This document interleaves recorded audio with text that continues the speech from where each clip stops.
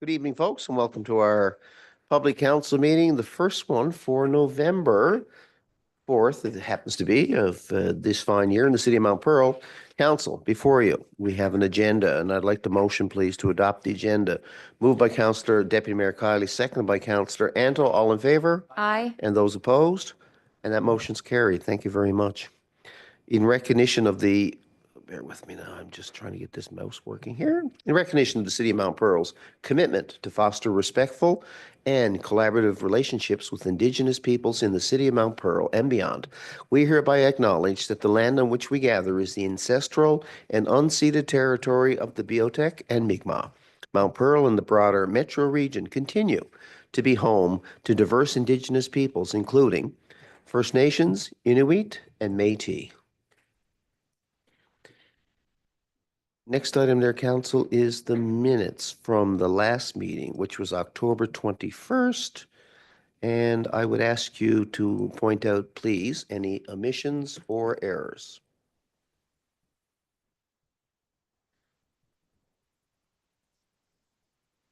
Hearing none, I'm going to call for another motion to move the minutes of October 21st. Thank you, Councillor Lane, and second by Councillor Fry. All in favor?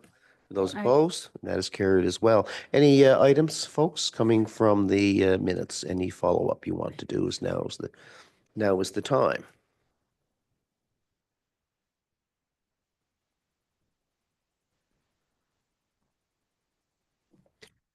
I don't see any hands up. I don't see anybody asking. I know that Councillor Rice sends his regrets.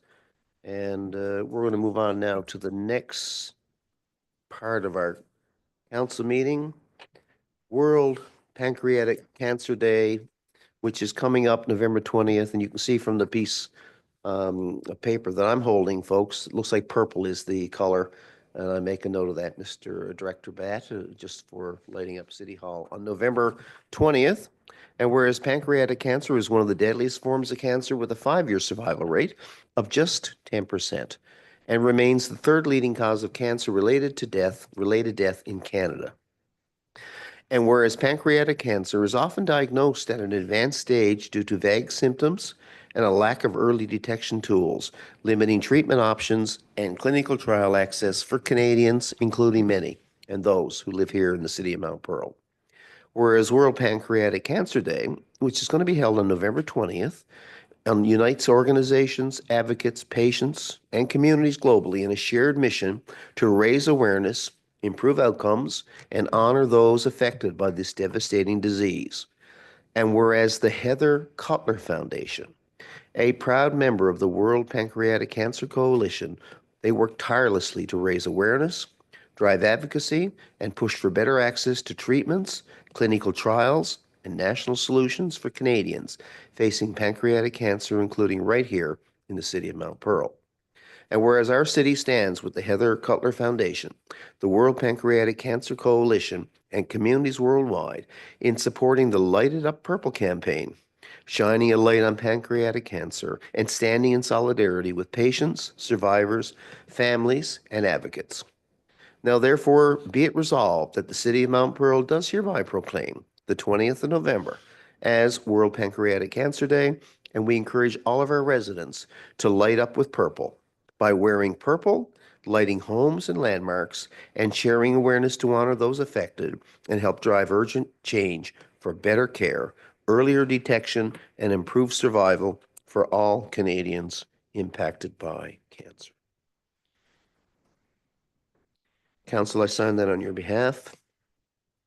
There's nobody here today to speak to the proclamation, but I do believe a gentleman named Christopher Cutler requested that we do that proclamation. I think he is was related to Heather Cutler. So this is something that's very, very much initiated by some local experience and some local people. Any comments or thoughts?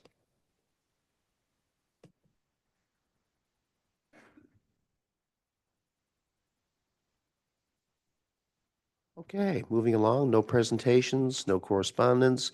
We're going to go to corporate services. Councillor Antle. Thank you, Your Worship. Number one here is invoices for approval. You can read them there in your kit. The department recommends approval for the attached invoices totaling $460,353.63.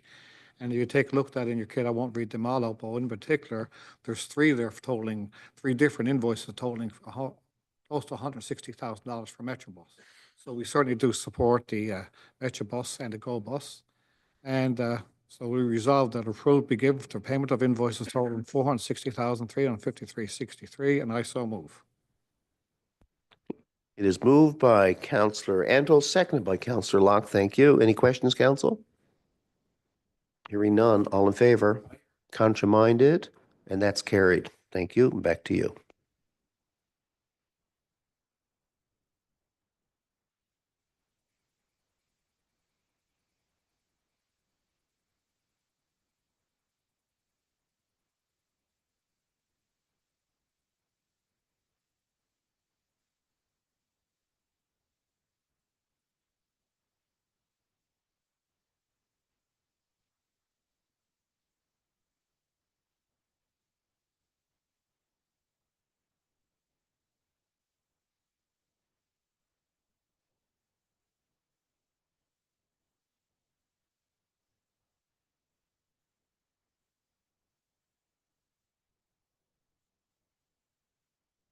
E-scribe learning course. So we get it down.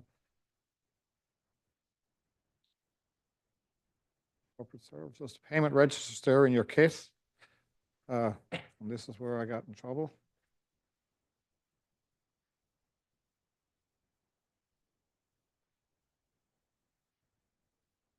They open, sir.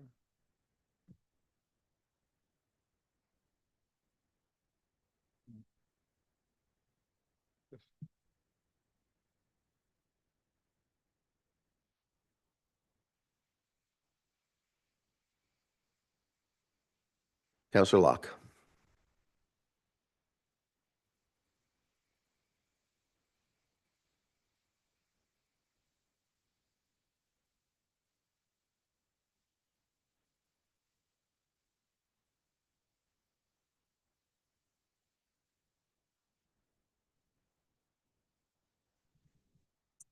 Thank you, Mayor. This has to do with a council representative on the Eastern Regional Service Board. A decision of council is required to appoint a representative to serve and represent a sub-region Ward Number 2, Mount Pearl, again on the Eastern Regional Service Board. And I'm moving, and the department is moving that Councillor Antle be appointed to and serve on this board. I know Councillor Antle has a long history on regional services and representation, so I fully support this, and I so move. It is moved by Councillor Locke, seconded by Deputy Mayor Kiley. Any questions? Hearing none, I'll call the question. All in favor? Aye. Those opposed? Thank you. Carried. I'm going to go back to Councillor Antle for item number 2. Thank you, Councillor Locke. Thank you. Everything's back working again. Thank you. Payment register. You can take a look at the payment register for November the 4th, 2025. Totaling $1,710,799.58, and this is for your information only. You can read all the invoices in your kit. There's no movement there on that, just for FYI. Number 3 is reference to our public committee and our committee of whole meetings for 2025. There's some changes coming up, and these changes really only affect a couple of our meetings. November 25th committee of the whole meeting is moving to December the 2nd. Our December 2nd meeting is moving to December the 9th, and that's only for budget meetings, and it's every meeting on this. And this is for your information, and I so move. I think this is just for your information, right? No, I think this is here for motion, I believe. Yeah. These are moving, yes. Go ahead. Resolution be resolved that the amended calendar be presented as accepted as presented, and I so move. Moved by Councillor Antle, and I believe seconded by Councillor Locke. Thank you. All in favor? Aye. And those opposed? And we've adopted that amendment to our calendar. Thank you. And now my e-scribe is working well, and I'll pass it over to Public Works. Thank you. That would be Councillor Fry. Thank you, Your Worship. On our agenda this evening, the first item is regarding the supply and delivery of clothing. And this is a standing offer agreement. So we've had 4 bids. And the lowest qualified bid is for Brogan Safety Supplies for a bid of $25,074.26. And I will also note that they are a local company, which is always nice. So the committee recommends awarding the supply and delivery of clothing contract to the lowest qualified bidder, Brogan Safety Supplies, in the amount of $25,074.26, HST included, and I so move. Is moved by Councillor Fry, and thank you, Councillor Antle, for seconding that. Any questions, comments? Hearing none, I'll call the question. All in favor? Contrary-minded? Carried. And the last item for me is the Public Works status update. So this is just for information of the public. In our roads division, work continues on asphalt repairs, street sweeping, and maintenance holes and catch basin repairs. Our parks division, the work continues on maintenance on sports fields, our Christmas parade float, which we're wondering what that's going to be, and Christmas lighting at St. David's Park. Our fleet division, they have ongoing service and maintenance, of course, and snow clearing equipment is being inspected and prepared for the coming season. And the UTM division, they have their general calls, their water and sewer repairs, their leak detection, catch basin cleaning, lift station inspections and maintenance, and as you can see here below, as we always talk about it, the water levels of Babel's Big Pond. And as of October the 27th, you can see here they're pretty low. But with the weather that we're having, there's always hope, right? And that's it for me, Your Worship. Yeah, we're restocking the pond today, aren't we? Thank you very much. Well delivered. Over to Recreation. That would be you, Deputy Mayor Kiley. And thank you, Your Worship. I'm also having an issue of loading the attachment for my first item there. Wondering if you got it there? Okay, we're doing a lot of teamwork over here. It's a great example. Okay, so the first item I have here is it's a really great one on this sort of day where we get to announce the registration dates for aquatic programs for November and December. And right now, as you can see in your kit, the approval there is basically for our information. And I cannot see the attachment. Oh, here we are. Okay, sorry, folks. So the registration for November, December aquatic programs will commence on Monday, November 17th at 5 p.m. for Mount Pearl residents, and Wednesday, November 19th at 5 p.m. for non-residents. Registration will be online only, and the link to the registration page is located on the city's website. So that's for your information, and it's wonderful that we can get out, be active, but outside is not the rain you want. This is a great way to get wet.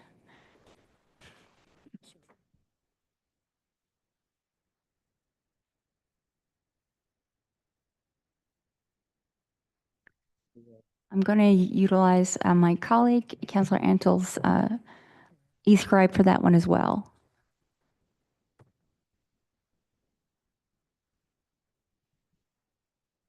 And this is for your information. The Royal Canadian Legion Branch 36's Remembrance Day Parade will take place on Tuesday, November 11th. The parade will form at Morris Academy at 10 a.m. and leave the parking lot at 10:30 a.m. and to march down to Roosevelt Avenue onto St. David's Park, and the ceremony will begin at 11 a.m. And we welcome the public to join us for that. That's a long-standing, important day of remembrance and observance. And just a note of thank you to the local Branch 36 for doing a lot of the organization, and to the many community groups that come together to offer remembrance. And that is the last item for recreation. Minor, I'm done, so I'll pass it back to you, Your Worship. Thank you. Well done. Over to you for the next item, Councillor Lane, which is community safety and some running. Thank you very much. Just one item on my agenda for the night, and it's the Stride Running Club Trail Race, Run to Remember, which is happening November 11th, 2025. So the annual Stride Running Club Run to Remember Trail Race is scheduled to take place on November 11th, starting at 8 a.m. in Paradise and continuing along the trailway through the city of Mount Pearl with a turnaround point near Commonwealth Avenue. The event is expected to conclude by 10 a.m. Motorists are advised that traffic delays may occur in Donovan's Industrial Park and Corson Drive areas during the event. A thank you is extended to all motorists for their cooperation as we support this community event. And that's it for my report. Thank you very much. Thank you very much. We're going to move on now to engineering. In Councillor Rice's absence, we have Councillor Antle and Councillor Locke. Thank you, Your Worship. The first one is a contract extension recommendation for CERSCO. It's a service contract. The Planning, Engineering, Development recommends the extension of an existing sole service agreement for the Summit Centre for the dehumidified air service for an additional 1 year. This is an ongoing contract. This is just an extension for 1 year, and it starts January 1st, 2026 to December 31st for the annual bid of $22,613.60, HST included, and it's the same terms as conditions as before. And so it's resolved that approval be given for the extension of the existing sole service agreement for the Summit Centre for the dehumidified air service for additional 1 year for the period of January 1st, 2026 to December 31st, 2026 for the annual bid of $22,613.60, HST included, and I so move. It is moved by Councillor Antle. Thank you. Second by Councillor Locke. Any questions, Council? Hearing none, I'll call the question. All in favor? Those opposed? That's carried. Back to you. And number 3 has to do with Jackman Drive, and I One think moment, the please. Deputy Mayor is... Yep. I think Deputy Mayor is declaring a conflict, so we'll allow her time to leave the room.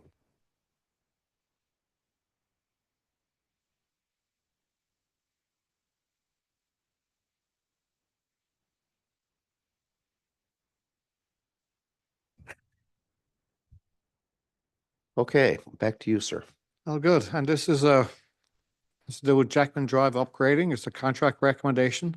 The committee recommends the council award the tender for Jackman Drive upgrading to Dexter Construction Company in the amount of $3,940,165.27, HST included. The resolution number is 2025-11-529. Be it resolved that council award the tender for Jackman Drive upgrading 17 GI 23-00087 to Dexter Construction Company Limited in the amount of $3,940,165.27, HST included, and I so move. Again, moved by Councillor Antle and seconded by Councillor Locke. Any questions? I'll call the question. All in favor? And those opposed? Carried. Thank you. And we'll wait for the Deputy Mayor to return.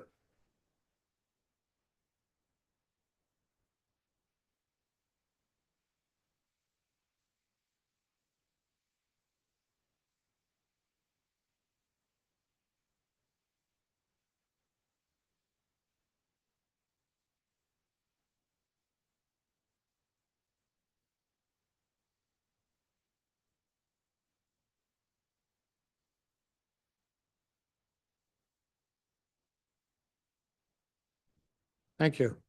Next one has to do with our community center splash pad, the ice surface and site upgrades. This is a change order number 2 regarding the emergency water repairs.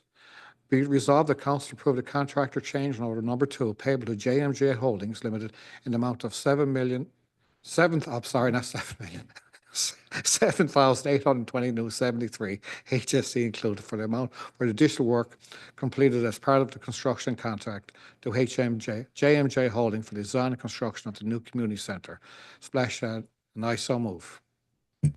Again, moved by Councillor Antle and seconded by Councillor Locke. Any questions? Please. Thank you, Mayor. I noticed there in the background information, it indicated that there was no fault here to the contractor. The existing infrastructure did not match the as-built drawings, which showed a cap T instead of a 90-degree bend. I'm just wondering the age of this infrastructure, and how would something like that happen? That we got these drawings that are supposed to indicate what's in the ground, and they're not. And is there any recourse for that? Like, who's responsible for the infrastructure not matching the drawings, which led to such a circumstance? I think as-bills only came into being in the 90s. Director Bat. Yeah, so that's a good question. Given the age of this infrastructure, accurate as-built drawings are very unlikely. It is still a persisting issue today, accurate as-built. But like the briefing note said there, it was an unexpected condition. The underground infrastructure was not what expected, and it was at no fault of the contractor. But ultimately, it is the design engineer and the contractor that are responsible for as-built drawings once projects are complete. Just given the age of it, it's very hard to track that down at this point. Any other questions? Hearing none? I'll call the question. All in favor? And those opposed? Carried. Great question. Next one is for our water tax tower access road, which we're kind of excited. This is a contract recommendation. Be resolved the council award the tender for a water tower access road project to the lowest bidder, Precision Excavation, in the amount of $1,277,492.45 HST included. I think this is a great thing to get this moving forward, and I so move. Again, moved by Councillor Randall, second by Councillor Locke. Questions, folks? Like, this is a strategic direction where council basically is going to ensure that everything on the other side of Tops Road will have water available to it to foster the growth here in the city. I think it's a good thing, like you said, Councillor Randall. Okay, I'll call the question then. All in favor? And those opposed? Carried. And that's everything for engineering. I'll pass it over to Councillor Locke. Back to you, over to you, Councillor Locke. Thank you, Mayor. The first item here has to do with a request for parking relief at 16 to 18 Commonwealth Avenue. And that, of course, is where the former Napa Auto Parts and Subway are currently located. And the request is here now to modify this particular location. And under the new use would require 39 parking spaces based on the rate of 1 space per 20 square meters. However, the current site only has 25 parking spaces, and the proponent is asking that we stick with this. I spoke with Director Bat today regarding this in terms of the development permit that's issued. The question I had, as you can see in the briefing notice there, that in order to accommodate the reduced parking request, they're going to use some strategies in terms of staggering staff times coming in and different forms of transportation and not having deliveries at peak time. So there's strategies that could work here. But the question I had for Director Bat was, and the proponent also is committed to monitor it on an ongoing basis. The question I had was, what happens if after monitoring it leads to a congestion problem that may spill out into Commonwealth Avenue? But speaking with, again, Director Bat and our Manager of Planning, there are measures that we can take to write into the development agreement that will ensure that we're protected in such case. But again, the Manager of Planning reassured me, as did the Director, that this proponent knows the business, has come seeking this location, and we're pretty confident that we can accommodate the request that's before us. Also, under the new act, when it comes into effect, if this request came to the city, I think the requirement would have been 26 parking spaces, so they would have been one shy under the new act. But it seems that the measures, the solutions that they've put forth to mitigate the amount of parking here, that this will work. And of course, we're always excited with new development in the city. So the recommendation is that council approve this particular application, allowing for the development to proceed with the 25 parking spaces that currently exist at number 16 to 18 Commonwealth Avenue, and I so move. It is moved by Councillor Locke and seconded by Deputy Mayor Kiley. I have a question though, because we can't make them build more parking spaces if 2 years down the road to this, what are the remedial actions? I think it's relevant to the discussion. That's a really good point. And what we're going to do, we're going to build in some provisions into the development permit so that we will monitor it for likely a period of a year to make sure that the operational procedures that they have in place are working. If not, it'll allow the city an opportunity to renegotiate with that building owner to make sure that they do better and implement more optimal parking solutions or relief somewhere else. But we will build that into the permit. But the active word is negotiate. That doesn't necessarily mean that we could end up, I think to Councillor Locke's point, you could end up with a problem. I mean, the challenge is worth it, I think. But if it doesn't work out in the worst case scenario, we're going to be blocked over there with a scarcity of parking, yeah. Councillor Randall.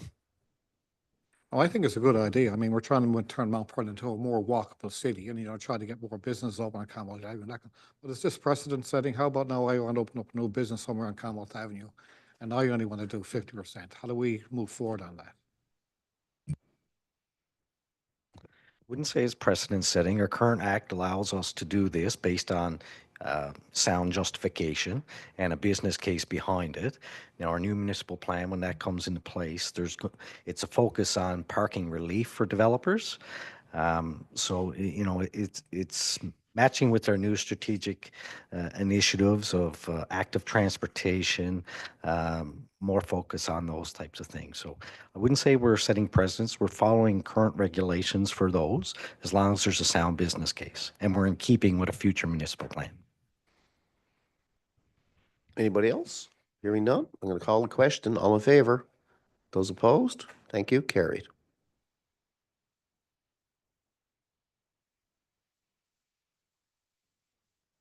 Thank you, Mayor. The next three for me are for information purposes only. The first is the building permit list for August 11th to September 19th of 2025. And you can see what's outlined there. If there's any questions, we certainly will entertain. None? Our next item is the development permit listing. And this is for the dates of October 13th to October 24th of 2025. You can see that there's 3 listed there. And again, if there's any questions, we'll entertain any questions. None? Next is the Capital Works update. And again, for the information and attention of council, construction is ongoing with the Farrell Drive pump house upgrades. With respect to our asphalt and concrete tendering, we're at about 3/4 complete right now with construction ongoing. The concrete works tender for 2025, construction is ongoing with a completion rate to date of about 60%. The Wide Boulevard upgrades, I drove through there last night. They've made great advances up there and it's looking good, but construction is planned to continue into the month of December. Of course, that's contingent on weather. And this is required to maintain our project schedule and, of course, to mitigate any risks associated with potential delays, particularly with the developer coordination and 2026 completion targets. So just for the information of council and the public, the sewer uplift station at Mount Carson Avenue, construction is ongoing. Construction is complete with the work on Farrell Drive, Topsail Road, up to Evans Place, it's nice, looks great up there. The contract award for Jackman Drive, we just spoke to that tonight. Our water tower access road, we also spoke to that tonight. Contract is pending. The water storage tank, the design build RFP is closing early to mid-November. Glencoe culvert replacement, construction is ongoing. And the T-rail crossing there on Commonwealth Avenue, design is being finalized and we're expecting concrete works to start sometime in this month. If there's any questions, we'll entertain. Otherwise, I'll move on to my 5th item here. And that's the occupancy permit listing for October 13th to October 24th. We have 2 here listed. You can see on Becklin Road and Merchant Drive. And again, if there's any questions, we'll certainly seek to answer them. If not, that's our report. I thank you, Mayor. Thank you very much. Roundtable time. Councillor Rice was first last time. Starting with you, Councillor Lane. Thank you very much. Just a couple of items for me. As our Santa Claus parade is soon going to be approaching once again, the Mount Pearl Lions Club are looking for donations of any Halloween goodies that you're looking to get rid of.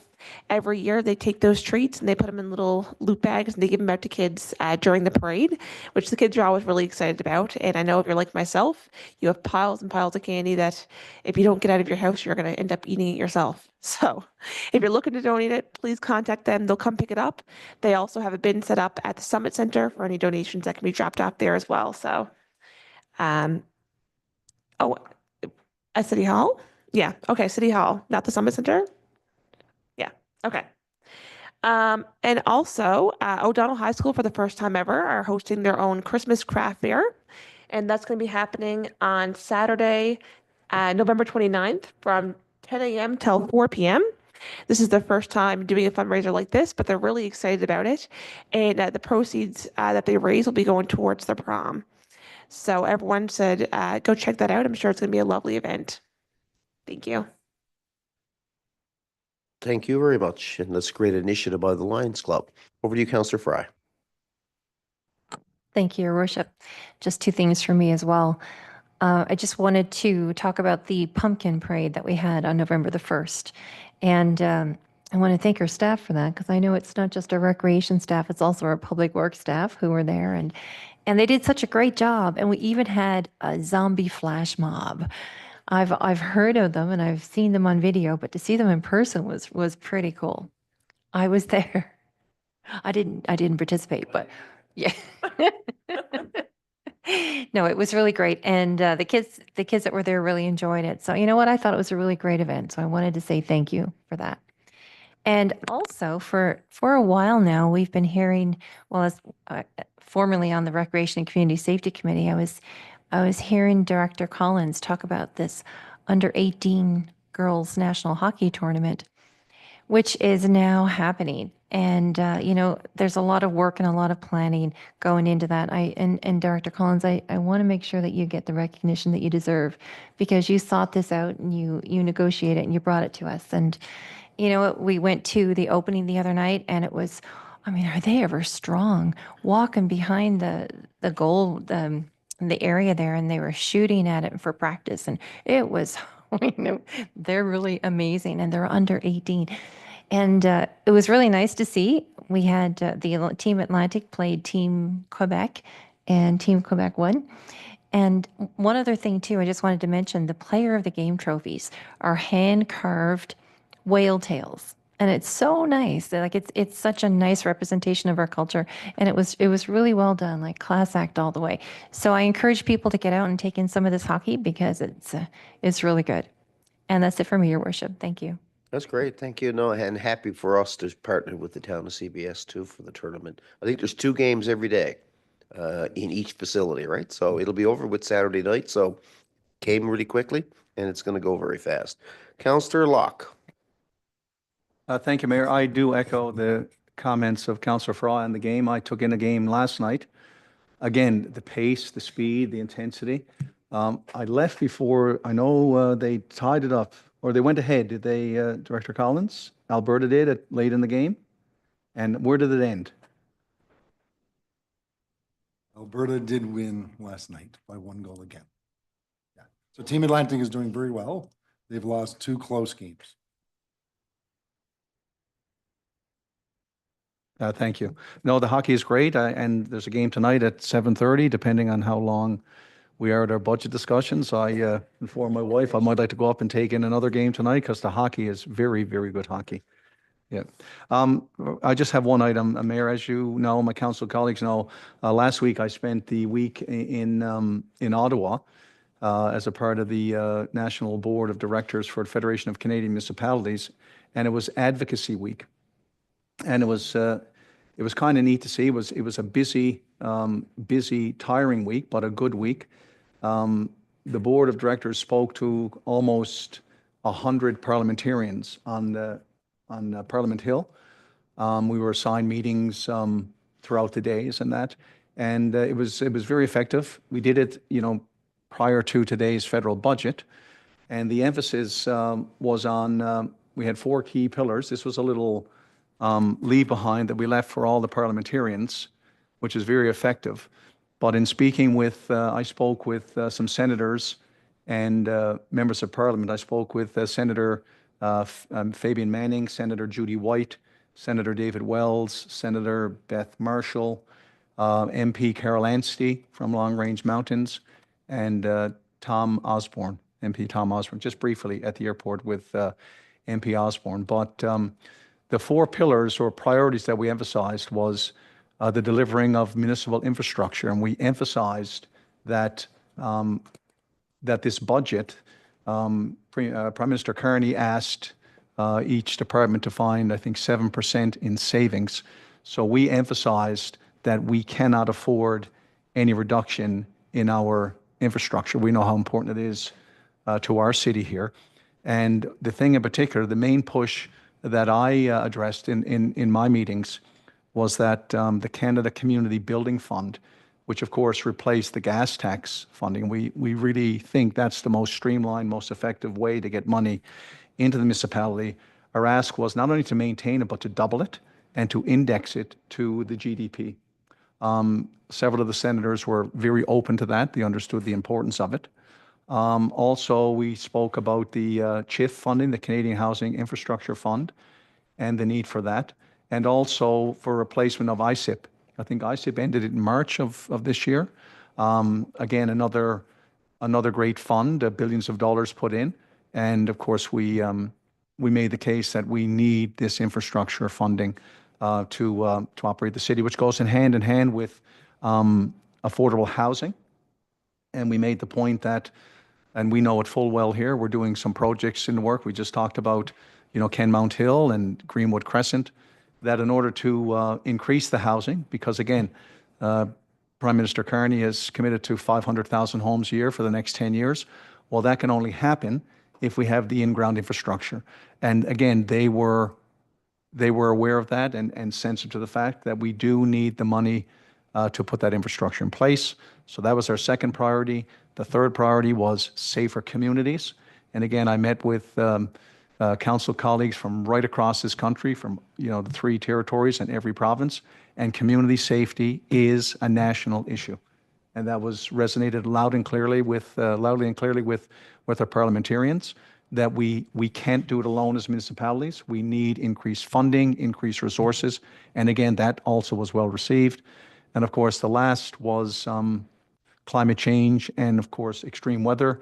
We're seeing some extreme weather out there today, and the need for climate change resiliency. So they were the four advocacies that we pursued all week, and I have to say, it was well received.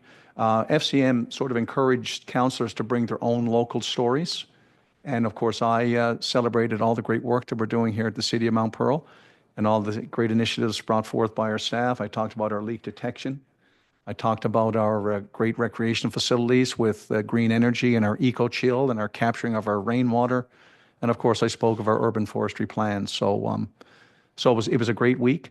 And the biggest takeaway was the importance of being at the table and having a voice at the national board. It's a very strong organization, the Federation of Canadian Municipalities, and they are doing great work. So I just wanted to give an update, because I know last meeting that someone encouraged that I bring up the CHIF funding and other funding at these meetings, and I did that. I brought our message forward to the parliamentarians, and again, I'm anxious to see now what this budget holds when we get home tonight. And that's it for me, Mayor. Thank you. Thank you very much. Over to you, Deputy Mayor Kiley. Thank you, Your Worship. And that is very pleasing to hear that we have strong representation at the federal national level. We can't do this alone, frankly, and it's great. It sounds like the issues and priorities, Councillor Locke, that you put forward are aligned with what we need here. So that's really good to hear. And thank you for your work and contribution there. And also a lot of dittos to incredible work with what we're seeing in the under 18 girls championships, and just the immense amount of power and empowerment that you see just with these athletes. It's incredible. The only thing I also wanted to highlight in particular was the haunting of Powers Pond. I've got some interesting data on just exactly how this impacted some of the work and wonderful contributions, I should say, to our recreation parks and our incredible team that put this together. We were able, with a partnership with 3 community food banks, were able to give each $3,600, that's $10,810 roughly, to 3 food banks in the area. That is also, in addition, 5 tons of food. So there's 2 things there. That just shows how popular the event was, just how incredibly engaged our community members were, but also the importance of partnerships. And I just have to thank Director Collins and his team for putting that together. And altogether, it was $21,000. So that means also $10,000 for the city to have initiatives going directly back to our recreation programs. So it was a win-win-win-win when it comes to that, let alone just the amount of entertainment you get going through that. So I just want to, again, well done to everyone with that particular initiative. And so happy to hear that in a time we're coming into Christmas, that we're helping stock our food banks and support those community groups. Thank you very much. Over to you, Councillor Antle. Thank you, Your Worship. I only got a couple of things. I'll make them quick. Yesterday, myself and Councillor Lane and Councillor Fright had the opportunity to attend the House Assembly for the swearing-in ceremonies of Councillor MHA Stiles and MHA Lane. I think we should send a congratulations card to each of those. But more importantly, or not more importantly, but a very nice thing to happen with our MHA Paul Lane was appointed Speaker of the House. And I think something for the city of Mount Pearl is fabulous to see. When I looked at this and I saw MHA getting appointed Speaker of the House, he's filling in some really big shoes. I mean, Harvey Hodder was a member of was the Speaker of the House, and there was many more that went through before Paul. And I think Paul can bring an awful lot to the table. You know, someone from the city of Mount Pearl as a Speaker of the House is really good to see. And it's proud that when it was at the House of Assembly yesterday, it was brought up, you know, he's from Mount Pearl Southlands. And it's great to hear, you know, we stood up and it was great to see. So I'd love to see the city send out a card of congratulations to MHA Lane and MHA Stiles. And it was a job well done. We're really proud of them. The second part for this is Hockey with Heart is starting again November the 15th. And we've been participating with Hockey to Heart now. I think this is our 4th year. It's very fabulous. It started off with COVID because you couldn't go knocking door to door. And now, you know, the kids get together and they do different places in Mount Pearl, and they do great for the food bank. So that's November the 15th. And as always, us as councillors go out around and give them a hand, and I'm sure we'll do it again. So thank you very much, Your Worship. Yeah, cash donations is what they're looking for, right? And it'll get split between the 3 food banks. And yes, the office of Speaker is very historic and very prestigious. So congratulations to Paul. And Lucy, of course, is our other MHA for getting sworn in yesterday. I guess I got the final word here today. But Sunday, we got together for the unveiling of Melissa Francis's piece of artwork, which is a mural, and it's a testament to the history of Indigenous peoples here in the province, as well as as well as on the Avalon Peninsula. And I want to give kudos to 3 people especially. And there was many people involved, but it was a corporate services led project. Director Mullins, to you, to our marketing communications officer, Carrie Hodder, and our inclusion coordinator, Brianna Pelly. Thank you very much for pulling all that together. The weather wasn't very cooperative, but that's what you get in November at the end of the day. But between, we had 2 opera singers there. We had Annabelle Edmonds Ramsey, and we also had Deantha Edmonds who sang, and it was moving. It really was. You could see it in the crowd. the faces, the odd tear, very powerful messaging. And goes hand in hand with our all of our initiatives that we're partnering with First Light. So I want to thank everybody for coming out on a real lousy but busy day, and I want to thank you to all of our staff for the great work they've done on that. So on that note, I think I'm going to close the meeting, and I'm going to get a motion to adjourn from Councillor Fry, seconded by Councillor Antle, and we're adjourned.